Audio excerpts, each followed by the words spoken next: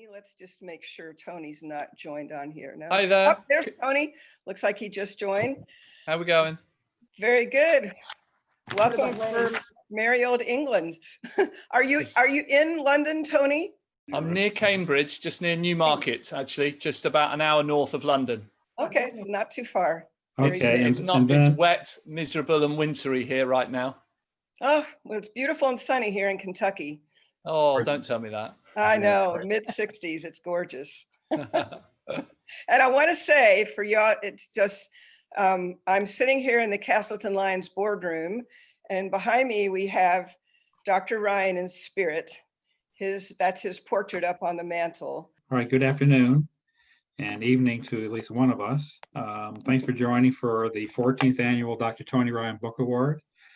And for those who are new to the experience, one, congratulations. And second, I'll go through my usual routine. If you're not familiar with how this thing all started, back in 2005, I got a call from Dr. Ryan about starting a book award for the thoroughbred industry because there was nothing honoring books at the time. And so we launched in 2006, and this is the 14th year. Traditionally, it's always been held on the second, above the historic stallion barn at Castleton Lyons. And after Dr. Ryan died in 2007, we renamed it for Dr. Ryan. Before it was a Thoroughbred Times Castleton Lyons Book Award. I was editor of the Thoroughbred Times at that time. And throughout the whole experience, as you probably imagine, we talked about, when we founded this thing, we talked about a lot of different venues and ideas, etc. But believe me, not a single time do we ever say, hey, let's do a Zoom award ceremony. So, but here we are, and obviously these are strange times and difficult times. And I think that, obviously having the award this year, and usually it's in about April or May, but we had to push it back for obvious reasons. But I think the award is a testament to the resolve of Shane Ryan, who wanted to continue the award, and for obviously for a lot of great reasons. And he decided to not to put it on hold like so many other people have done during this pandemic, but go through and persevere and continue the legacy of the book award. And we all thank him for that. The winner of the book award receives $10,000 and a Tipperary crystal trophy. Both of the runners-up receive $1,000 and a Tipperary crystal trophy. And before we continue, I want to thank Betsy Hager in particular for organizing everything. And she did a great job as usual. And I also want to thank obviously all the judges for all their contributions and time that they put into reading all these books on an annual basis. And again, I want to, on behalf of all writers and authors everywhere, I want to thank Shane again for sponsoring this award, which offers one of the richest prizes of any book award in the world. So that says a lot about the competition here too. So now we'll go on to the award. So first up will be Coyte, who's been the head judge for 10, 11, 12 years now. It's been 1 year. It's been a long time. She was formerly an editor with the Washington Post. And I also had edited a horse journal before that, the Horseman's Journal, to be specific. And also judges this year, we had Caton, and also who couldn't participate, Jane Waldrop. So, okay, take it from here. Thank you. I will give some of my spiel that I usually give at the Castleton Lyons Book Award ceremony. And even though I am based in Louisville, I kind of felt like I had to be here because I have never missed an award ceremony. There's been 1 year where I didn't judge, but I've been here for all of them. So I had to keep that string intact. But for those of you who may be seeing this later on YouTube or the Castleton Lyons website, or maybe new authors who were introduced to the book award through the Facebook page that we have now, I just want to welcome you all to Lexington, Kentucky. This is a fun Zoom version of this where we have one author in Louisville, one author in Lexington, and one author, I'm going to say outside London, just because that's alliterative. Or as my mother would say, you mean London, Kentucky? No, Mom, London, England. But for the book award this year, we had a pretty amazing group of 15 nominees for the book award. And it's kind of an unusual year in that every single one of these nominees was a really strong entry. And part of the mission of the book award is to encourage people to write about thoroughbred racing and breeding, any aspect of the thoroughbred industry. And while we encourage everyone to write, from the beginning author, the person writing their first memoir, the person writing a technical book, whether it be about veterinary complications or handicapping, or a book about a place like a racetrack, or a state like Montana. All these things, we wanted to see as many entries as possible. Is that a little daunting sometimes in the end of December when we see a stack of books this high that we need to read in the next few months? Yes, it can be a little daunting. So I'll just throw that caution to the wind and say, authors, bring us your entries. We want to read them all, because we certainly had, as you can see with this group of finalists, 3 brand new people to the award. And something else was kind of, I mean, to show you how strong this group of entries was, even among our semi-finalists, and I'll read just for the crowd out there that I'll be describing. Caton Bredar will be introducing each of the authors, but I do want to mention the other semi-finalists. In addition to these 3, we also had The Key to the Quarter Pole by Robin Trawick Williams, Spectacular Bid by Peter Lee, The Travers by Brian Bruyere and Michael Veach, and also those are the other ones. But what's amazing to me is who wasn't on that list, which included Patrick Smithwick with Racing Time, which is a former winner and a former finalist, and quite a few other really outstanding books. And I just want to say this is that no one should feel bad about either not making the semi-finalist list or the finalist list. Book award judging is a matter of 3 judges, debating some of the common threads that we want in all book award winners, but also our likes and dislikes. Different judges argued for different books in this group, and some of the ones that didn't. I have said before in the past, the hardest decision is that who doesn't make that semi-finalist list. And then I think the second hardest decision is who is on the bubble and doesn't make it into the finalist group, because there are just so many good ones that you hate to leave anyone off. But for this, this group, there's been this group of books this year, there was a very wide, as usual, even though we're a very niche book award of thoroughbred horse racing industry, we do also cover everything within that niche. So it might be nonfiction, it might be fiction, it might be something geared toward children, young adults, all different kinds of fiction, mystery, a little bit of romance, including, and I had to love it, a romance this year for a woman that could be me. Not often do you have a lead character, a 60-something woman. So thank you for that one. But one nice thing about our judging team, and we've been together for a few years now, Caton Bredar, Jane Moore-Waldrop, each of us brings a little something into this. I have my journalism background, and then also now I do some work with a self-publishing, an independent author, so I'm familiar with the self-publishing world. Some of our books are in that, come from that background. Caton Bredar, in addition to being a voracious reader, she has an incredible background in horse racing through her family it's got to be one of the rare cases where she has Hall of Fame members in her background in both the thoroughbred and standardbred racing industry. And then with Jane, we have someone who is a writer herself, a poet and a writer. And Jane herself has a book coming out this very month that is a lovely collection of short stories that are interconnected about the people who lived in what became the land between the lakes. So I'm looking forward to reading that one, Jane. Sorry she couldn't be with us here today. But Caton will be leading this from here. She will introduce each book.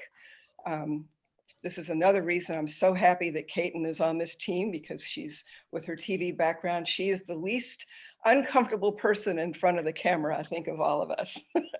So Caton, I will hand this over to you now. Thank you very much, Kay. And I don't know if that is actually true, because this has been a very strange year for everyone, including those in television, and suddenly working from home and working via Zoom and working with time delays between the people that you're even interviewing or talking to is a very strange experience. So, but I always echo the sentiments of everyone who speaks before us in this year, I think more than ever, in saying that this year I thought was maybe one of the toughest years we had in terms of whittling down the list, even to semifinalists, and that this was an incredible year, luckily, for books that were about horse racing or had some theme related to horse racing, because boy, I sure loved having my books this year more than perhaps any other year I've ever had. And for a person whose passions are horses and horse racing and books, it has been a no small comfort that those two things have remained constant, and we've been able to take advantage of them when very little else has, that is for sure. So even more so, I think, than ever, a debt to the authors that really came through to help pull us through this and continue to do so. What we try to do, and one of the things that's very disappointing about this year, is just the opportunity or lack thereof to get to know the authors firsthand.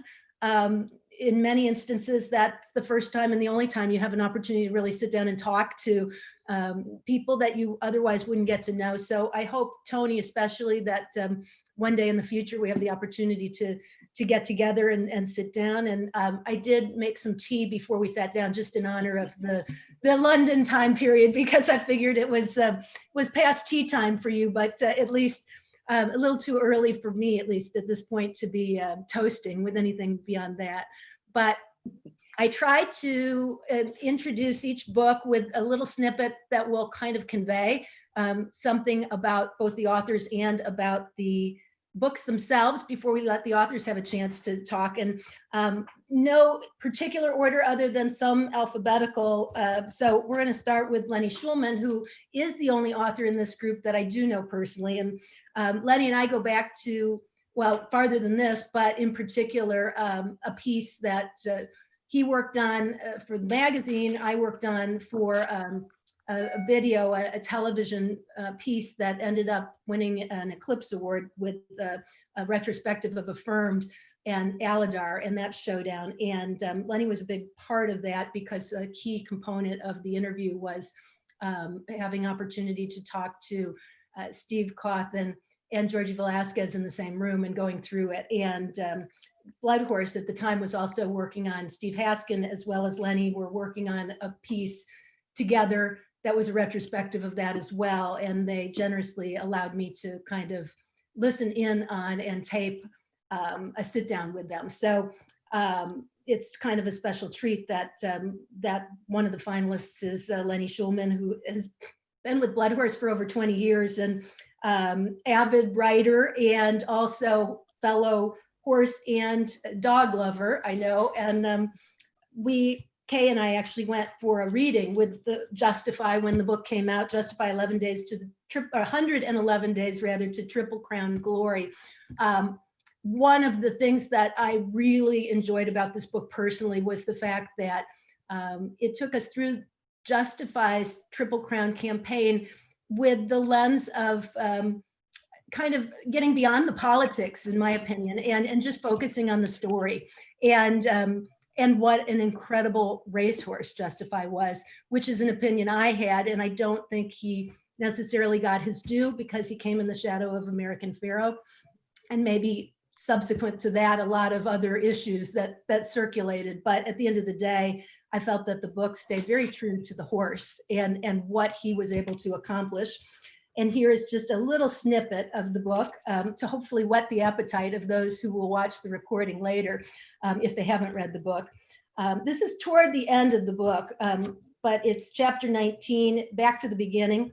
As noon approaches on a raw, late November central Kentucky day, Justify is brought out from his stone stallion quarters at Ashford Stud for a quick photo shoot. An orange halter crown cover made of fleece runs over the back of his head, and he's full of himself. He's much more interested in biting the chain of his lead shank and challenging his handler than he is in posing for a photograph. He has gained weight in preparation for his upcoming work and resides in the in-between stage of athlete on the one hand and stallion on the other. He becomes studdish within 5 minutes, indicating he will perform capably in his upcoming job. This portion of his life will last another 2.5 months until he begins his time as a breeding animal in mid-February.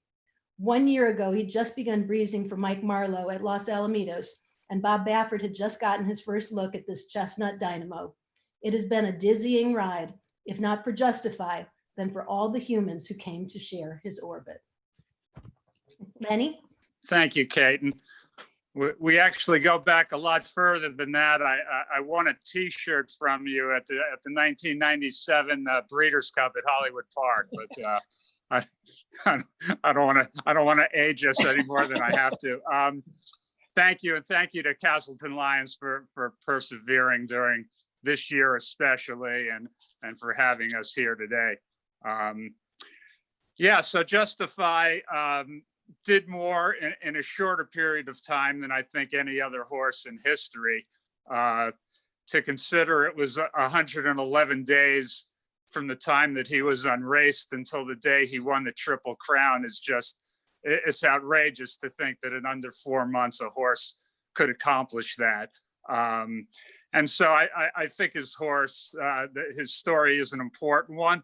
I wish I could claim credit for realizing it was a great story right away. I actually had a colleague who told me in the days after the Triple Crown, hey, you know, you'd be the person to write this story. And the dim bulb came on at that point, because I had done a lot of work with his connections. For the Blood Horse, I had written a piece about his breeder, John Gunther. I had written a piece about Windstar Farm and their training operation where Justify learned how to become a racehorse. I had done many stories on Bob Baffert, his trainer. I knew his owners. And years ago, I did a jockey book that one of the chapters was about Mike Smith, who was his jockey throughout his career. So I had a foundation with this horse, and I'll apologize to Caton, and Kay, you've probably heard this before, but my real connection came in March 2018 when I went to California, do a story on Bob Baffert. And at the end of the interview, Bob said, hey, you want to come see the Kentucky Derby winner? And even I thought, gee, that's a good idea 2 months before the Derby to know who the winner is. So I said, yeah, sure. That sounds like a good idea. Bob's big 3-year-old at the time was Mackenzie, but that's not who he took me to see. We walked down the stall row and we stopped in front of this chestnut colt who absolutely filled up your line of vision. You know, for those of us who work around horses or write about horses, we see thousands and thousands of them. Only a handful hit us over the head like a hammer blow. This horse hit you over the head like a hammer. He was one of the most beautiful examples of a thoroughbred you could ever imagine.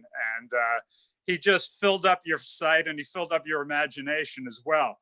But having said that, for Baffert to say that this horse was going to win the Kentucky Derby in 2 months was outrageous. This horse had started one time at that point. And so, you know, I guess the moral is you can never say no to Bob Baffert, but sure enough, 4 days later, Justify won his second race. A month later, he won the Santa Anita Derby. And a month after that, he came to Louisville. And in the month leading up to the Kentucky Derby, he certainly wasn't any secret at that point. But he looked like a man among boys. He looked even better there than he had at Santa Anita. For a horse to have had 3 starts in his life and handle the crowds that lined up everywhere he went and not turn a hair at any point, it's just a remarkable, remarkable horse. So of course he won the Derby in a rainstorm. He won the Preakness in a fog that you couldn't even see out of. and finally got to that glorious sunny day in New York when he won the Triple Crown. And I think if there's one thing I'd like to put across in this book, it's the idea of being at Belmont Park with a Triple Crown on the line. And the feeling of that is unmatched by any other sporting event of any other kind in the world. And it's something that thoroughbred racing should be so proud of, because those of us who are lucky enough to experience that and experience the Triple Crown actually being won, those are moments and days that will live with us forever. And I was fortunate enough, I wasn't fortunate enough to see it back in the 70s live, but I have been fortunate now to see the last two. And if I can convey that in this book to get that excitement across to people, I will have succeeded. I'll wrap this up. As quickly as Justify appeared, he disappeared, retired. Although Justify never failed on the racetrack, I think the business of thoroughbred racing in the industry may have failed him and failed us fans, because I think he was a horse that could have brought thousands and thousands and thousands of fans to the sport if he had been allowed to continue racing. He was that good. He was that spectacular. But unfortunately, his brilliance will always run parallel to the brevity of his career, to the point where it's really impossible to know where he stacks up, in the pantheon of great racehorses. I think his canvas will always be unfinished. But to be able to chronicle him and to put it down for future people to at least get a sense of who this horse was, I'm so honored and privileged to have been able to do that, and also to be here today. So thank you very much, and I appreciate it. Thank you, Lenny. And I would say not only did you do it, but you did it incredibly well. And it is a wonderful read, Justify, even if you weren't as big a fan of Justify as I was. The next book, and I think Lenny would join the ranks of most authors who would agree, is kind of, I mean, this is what everybody would love to do that's ever been around racing. And that is be able to tell everybody's stories, to just take all the stories that exist on the racetrack. So our next book is Better Lucky Than Good. And I don't have a single author, because quite literally it was written by about 36 different authors, if you will. Better Lucky Than Good is a compilation of the stories of people associated not only with the racing and backstretch at Churchill Downs, but also in the neighborhood surrounding Churchill Downs. And it not only through vignettes, through the own words of those people that are involved, basically paints a picture of the past as well as the present and potentially the future of this area, and the people that in particular reside or depend upon racing for their livelihood and their way of life. I'm paraphrasing a piece that's on the book that another author wrote, but that just said, every person I know who's ever written a horse book or worked extensively as a journalist has at some point had a version of this thought: if somebody would just go do a good oral history project, interviewing the people who actually work with the horses, the grooms, the riders, farriers, assistant trainers, the folks on the backside, it would be worth 10,000 pages of even the best literary description of the sport. Now, the Louisville Story Program has done this and done it beautifully. It's no exaggeration to say that this book has needed to exist for 200 years. Better Lucky Than Good is a product of the Louisville Story Project.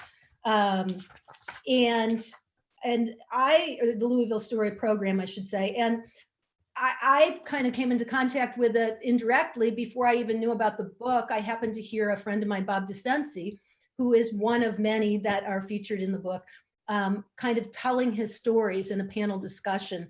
And it was just fascinating. And I learned things that I never knew about the area, in particular, not being from Louisville originally, and how things had changed in and around Churchill Downs and in that neighborhood. But also hearing the stories of many, many, many, in their own words, people connected to the track that I've known for years, but learned new things about them. was fascinating. One of the people that's profiled in the book, and that I think was one of big contributors to the many stories that are told in the book, was Neil Huffman. So I'm just randomly, and this was the toughest part of this whole event, was trying to figure out which passage I might read from Better Lucky Than Good, as far as the people. There are so many good stories, but this one in particular is at the very end of his story, which is the biggest part of the book. And he writes, making the rounds back here after talking to lots and lots of veterinarians with lots and lots of know-how, having all that information does not work that often. Once they ring the bell, it's all up for grabs. There's not that many of us around. We've been here forever. We've seen everything, but we still can't walk over there and pick 8 winners a day, or maybe not even one. As much as we know, it's still not an absolute die-in-the-wool thing. I played some good licks, and then after it's over, you walk up and you cash that big ticket. You know that it probably ain't going to happen again for 2 or 3 months. It don't happen that much. You don't ever think about taking a pencil and getting a piece of paper when you're in the horse business, saying, I lost this much or I made this much. Forget it. You're in it. You do it. And it don't make no difference. Just doing it in the horse business is the reward, really. And Joe Manning is one of the editors and one of those very much involved with the Louisville Story Program. And he is here to speak to the book that is one of the finalists. Hi, everybody. Thank you, Caton, for that great introduction. It's always so rewarding to hear feedback and to hear other folks talk about the work and to hear what it's meant to them and how they've come to it. And of course, I love thinking about Neil Huffman, who's among the greatest storytellers I've ever met in my entire life. I thought I'd just tell folks a little bit about the Louisville Story Program. But first, I'd like to say that, of course, for a small literary arts nonprofit, to be in such august company here today is really thrilling. So I'm so glad to be here with Mr. Rushmer and Mr. Shulman, and grateful to the folks at Castleton Lyons, Kay and Caton and Jane, especially for reading the books. It probably was a very difficult task. Sounds like so many dazzling books came your way this year. What can I say about Better Lucky Than Good? Louisville Story Program is a small literary arts outreach nonprofit in Louisville, Kentucky. And just briefly stated, our goal, our aim is to amplify the voices and stories of folks in Louisville who we don't hear from often enough. It's a very broad umbrella, and we do this in a number of ways. We've published 8 books since 2013. And we half of our books are done as youth projects. We published 4 youth projects now, and these are college level creative writing workshops done with high schoolers. This is a process that takes 18 months, pretty much at least, and it's an incredibly rigorous process. A small group of authors learning the nuts and bolts of writing and the elements of craft. And doing more writing and revision than they've ever done in their entire lives. They're very rewarding projects. They're extremely resource intensive. And we're really as proud as we can be of our young authors. Another type of book that we publish is what we think of as a sort of the community book projects. And those are conducted out in the community, mostly with grown-up participants, most of whom don't have the time or inclination to come to a writing workshop and sit down and work on a book. So we have developed and utilized a system that's like a sort of, it's based in oral history essentially, and it's a very collaborative process by which we can sit down with folks over long periods of time, conduct multiple interviews with participants, and then work with them to turn our interviews into first-person narratives. We think of you know, like Studs Terkel as the sort of guide star for this work. So in this process, they're given authorship of their own stories, you know, always knowing that nothing goes to press unless they're not only okay with it, but super enthusiastic about sharing their story with the public. So for instance, the Better Lucky Than Good is a perfect example of this. And really, I think is describes our commitment to the process. It would have been less difficult to spend a year and a half on this than 3 years. We didn't even turn on a microphone for the first year that I was poking around on the backside of Churchill Downs. It takes a lot, as you all can probably imagine, to win the trust and cooperation and partnership of race trackers who are maybe constitutionally pretty buttoned up folks, especially when, you know, a dweeb with a microphone comes in and asks them to tell all their best stories. So it took a little while before we were able to sort of fit into the scene on the backside. And really the agenda of the book, our aim was just to document such a fascinating part of my hometown, Louisville, Kentucky. I've lived here for 43 years. And I, like most Louisvillians and most Kentuckians, grew up, you know, waddling around the backyard in a diaper, watching a TV outside one day a year. And otherwise have very little understanding of the sport and of the most significant institution in my hometown, which exists in South Louisville and has for 145 years. And I, like most Louisvillians, have no concept, or I didn't have any concept of what South Louisville was like as a neighborhood, the impact that the track has had on this part of my hometown for generations. So the book, it aims to document from the inside out such a sort of integral and important and cloistered part of the racing industry, and specifically Churchill Downs. So I think in the end, what we're most satisfied with and what we're most grateful for is the ways that this book is appealing to both insiders and outsiders alike. Folks like me who have not had a ton of exposure until 5 years ago to the backside or to horse racing in general can sit down and actually get to know their neighbors and learn more about the city that we grew up in and learn more about the sport. And likewise, you know, when I've handed this book to my race tracker friends and when they've handed it to their friends, one of the most gratifying moments of my professional career is having, you know, the hardened race trackers that I hang around with look through this book and say things like, "It's about time. It's about time somebody did this." That just means the world to me. So, like I say, for a book like this, which is an anthology of first-person narratives written by race trackers, and sort of collected together and edited by the Louisville Story Program, to end up in such great company, I think is not only thrilling for us, but I hope is a testament to what a book like this can do and where it fits into the book world and into the racing world. So thanks so much for having us here, and it's just totally thrilling to think that this book could be in such great company. Thank you very much. Very good. I'm gonna, if you can see this, but there's a list of all the various people who are authors whose stories were told in the book. Right, it's 32. All walks. 32 participants, and we, you know, it was more than 100 hours of recorded interviews to get that, you know, to get that many stories in the book. It was quite a heavy lift and absolutely well worth it.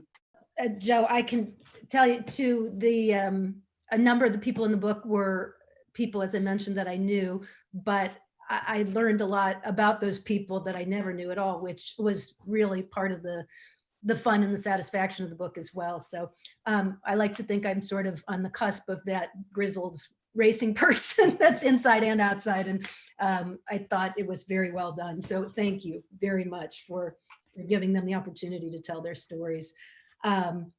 The third book, The Triumph of Henry Cecil, authorized biography by Tony Rushmer, is an interesting, a fascinating look at not just Henry Cecil, but particularly the campaign of Frankel and the development of Frankel, is told through the lens of a journalist who basically got to kind of cross over from the world of journalism to step inside the yard of Henry Cecil and be able to spend time at really a pivotal moment, much as Lenny alluded to with his timing and his opportunity as far as Justify was concerned. It struck me when I was going back and thinking about the triumph of Henry Cecil, that the same thing happened with Tony, as far as just kind of circumstances and opportunities sort of presenting themselves simultaneously to tell a story in a way that, while most of us are familiar with Frankel and the greatness of the racehorse, and certainly of the reputation of Henry Cecil, that we got a very unique and rare glimpse into the final days of the trainer's campaign and life. We also got details about Frankel that I rarely see in books today. Similar to Lenny's access to Justify, Tony had incredible access to all those people that surrounded both Henry Cecil in his yard, and also the horse, on both a personal and professional level. And it resulted in really a rare look at all the different factors that kind of go into a moment and a horse such as that. Tony's a journalist for almost 25 years, covering a lot of different sports for newspaper and magazine. Established his own PR business in 2005 and was directly involved in the racing industry, working for clients such as Newmarket, York, Sir Henry Cecil, and Juddmonte Farms.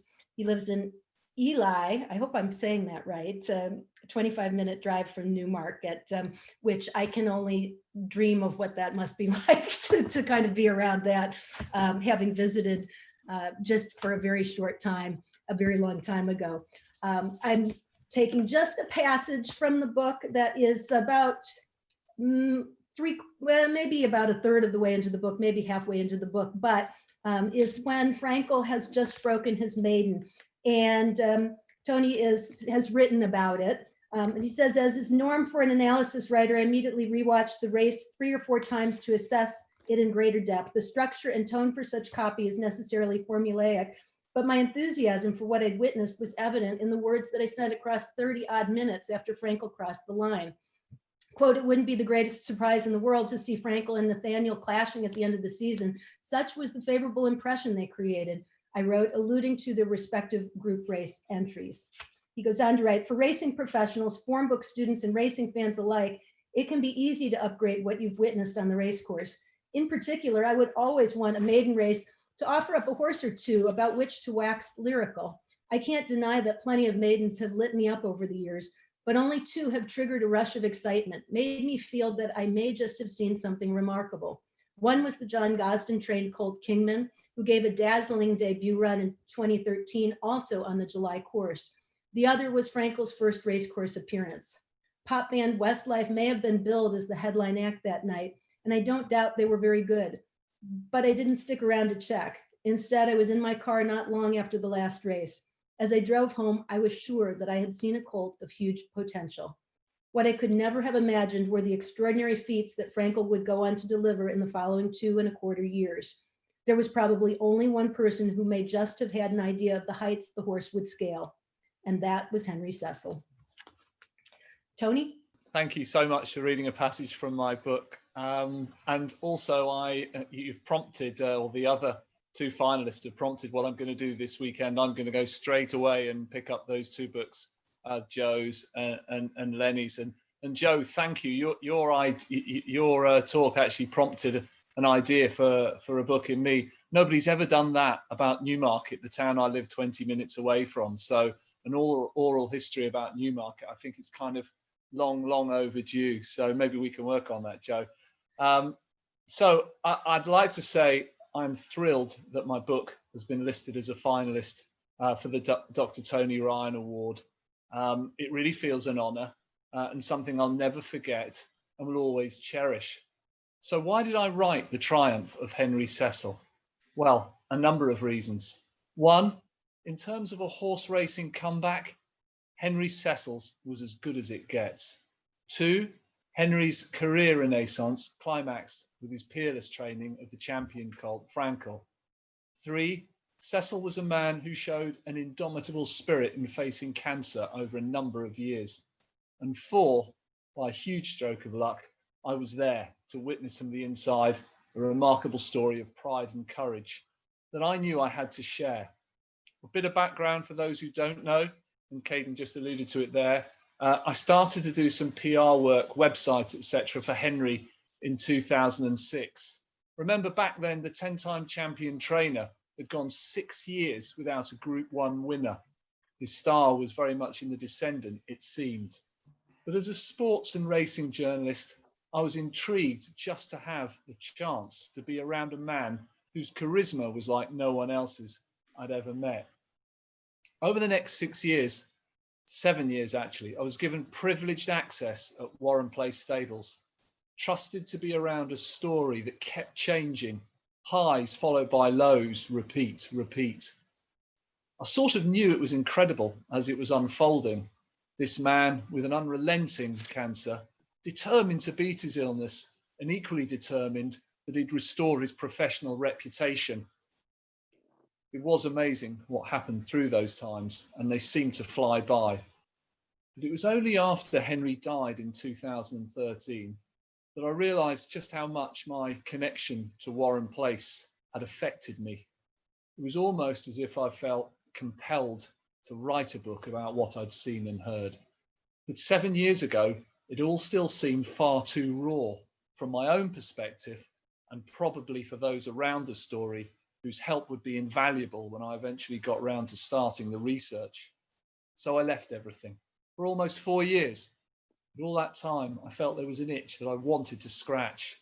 Every so often, I'd tell people I was going to write a book about Henry and Warren Place.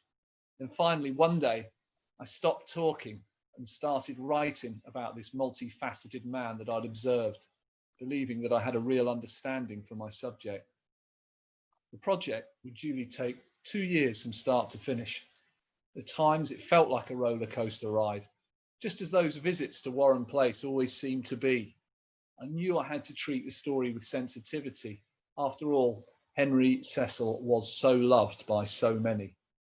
I knew too that I wanted the book to offer a real inside flavour of Warren Place, and I'm indebted to all those connected to the stables who gave me time and their invaluable thoughts.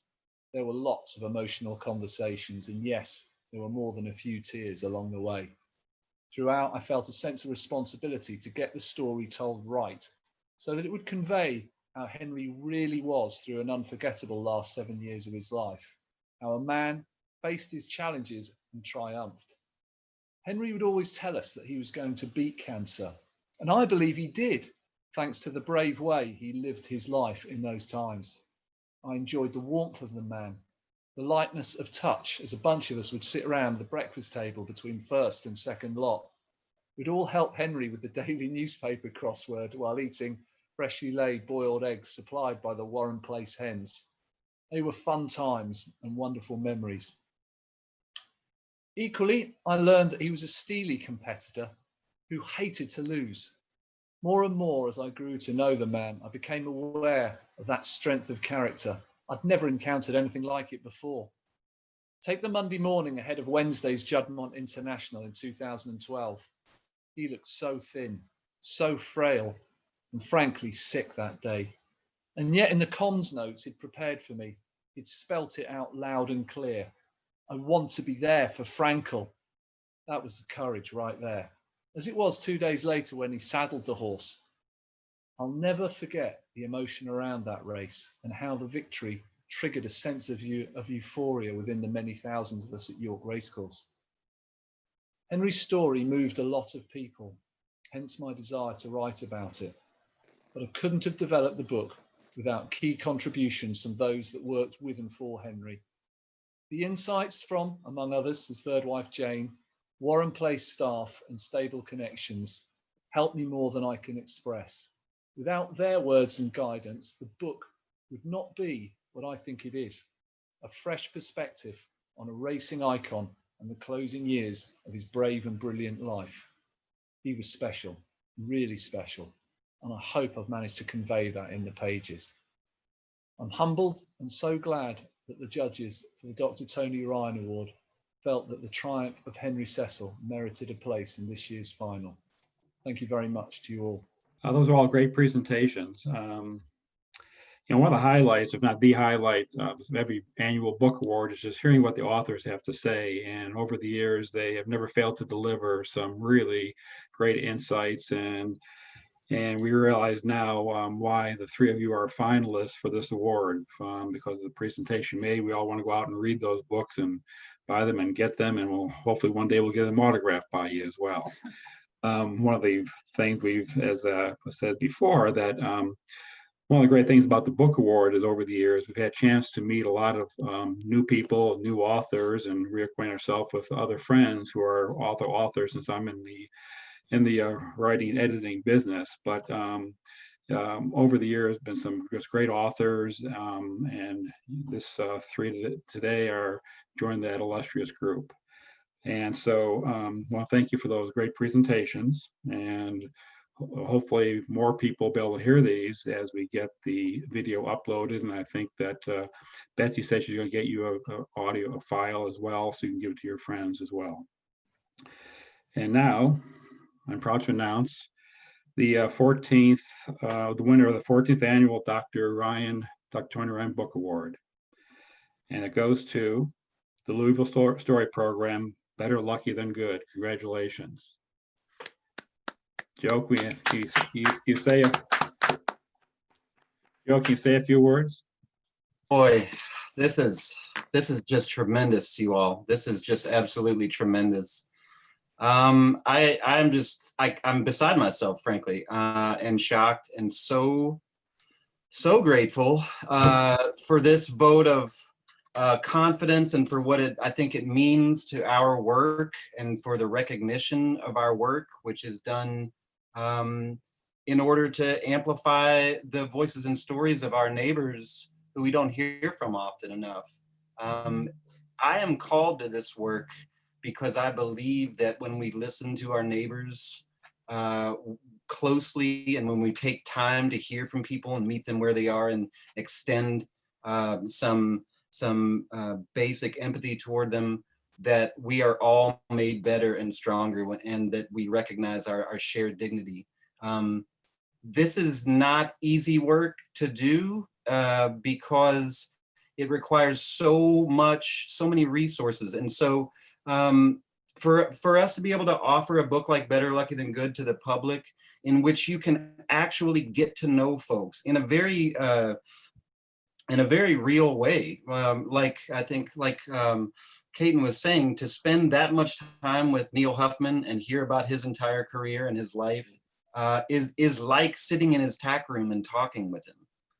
And so it's just a tremendous feeling that I'm very grateful to be able to share with the world in this book, and for it to be recognized in this way and in such fantastic company, such stiff competition, is just the feeling of a lifetime, and really one of the highlights of my career, doing this kind of work and reaching out to folks. I would like to say that you know, the historical function of these books is really sort of central to our work at Louisville Story Program, and that to be given the opportunity to reach out to our neighbors and hear from them individually, and sort of collate them into these anthologies, is like making a map of our town, but it extends beyond Louisville, Kentucky.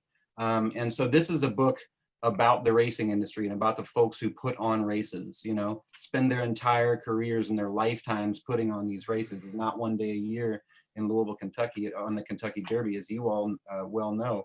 So for my friends who wrote this book and who were so gracious to share I guess what I'd like to say, y'all, is that this book is, people get very real in these conversations, and they become friends of ours, and they entrust us with their stories. So if you don't mind, I'd like to read their names briefly.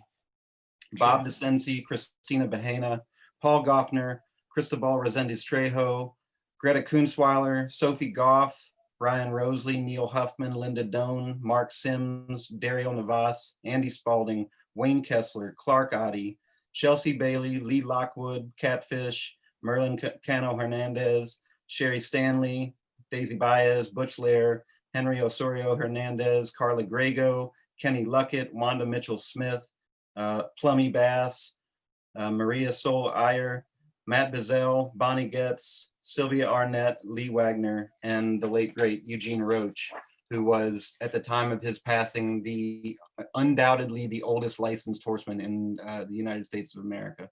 A really great guy. They wrote this book, and so we are very grateful to accept the 2019 Tony Ryan Book Award on their behalf, and to note that this award will be used to continue Louisville Story Program's work into the future, and hopefully do similar projects that we believe in on behalf of the community.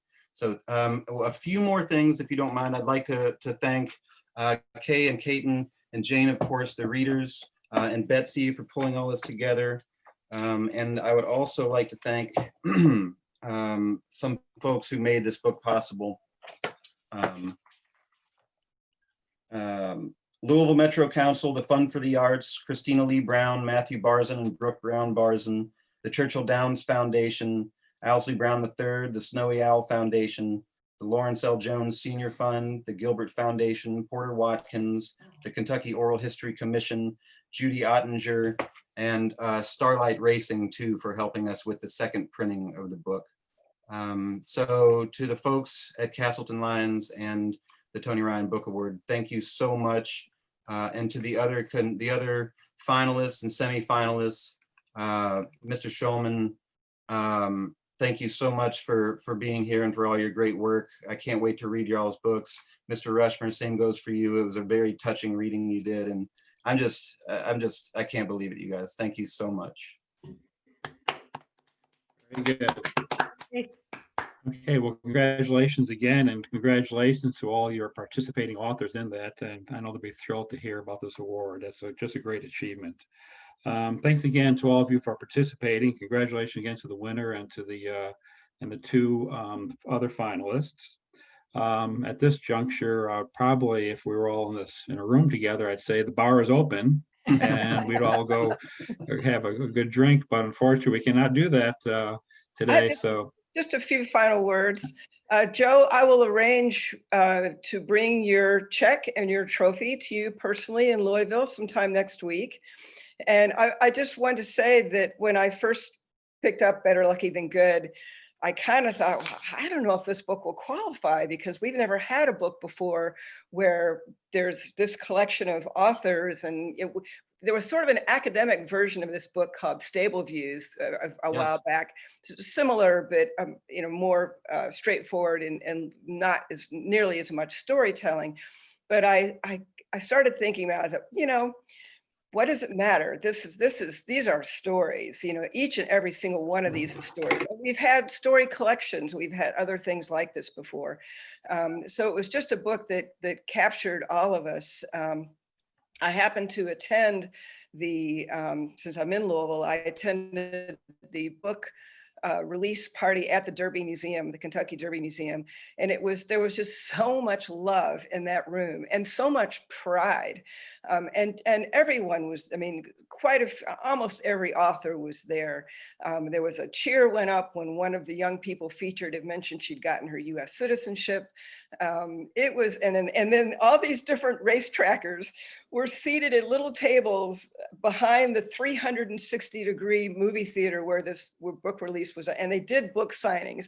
So it was just so much fun to have just your, groom, to Butch Lair, or a Churchill Downs employee, to Carla Grego, who I never realized family operated a little public riding stable on Southern Parkway, where I used to get on horses when I was about 12 years old by myself and ride down Southern Parkway.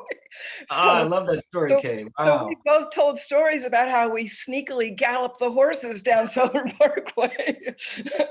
And I was smart enough to walk my horse back so he was nice and dry. Carla got in trouble because hers came back sweaty. I think she had to muck a few stalls, as a result of that. But I was happy that all of the other judges, we were equally captivated by the book as we were by so many of them. thank you all for participating in this kind of crazy, unusual year. It's always been a tradition too that the book award has invited prior authors, winners, runners-up to come to the future ceremony here. We've done that before. So I'm sure you're welcome the next time and who knows when that next time will be that we'll have another public ceremony. It might be a while. Thank you all very much for everything. And thank you, Mark, for being our MC and our host. And thank you, Betsy and Claire, for doing the technical achievement of getting this recording. And thank you, Mary. I see her in the background. Wave to us, Mary. Come on, you can do it. Mary's a longtime coordinator of this book award from its very inception. Mary Simon, also an award-winning writer in her own right. But thank you all very much. Okay, one last air toast to all the finalists and to the winner. Thank you. Thank you all so much. Thank you for having us. Next year. Love you all. What a great day. Thank you all so much. Thank you. Thank you.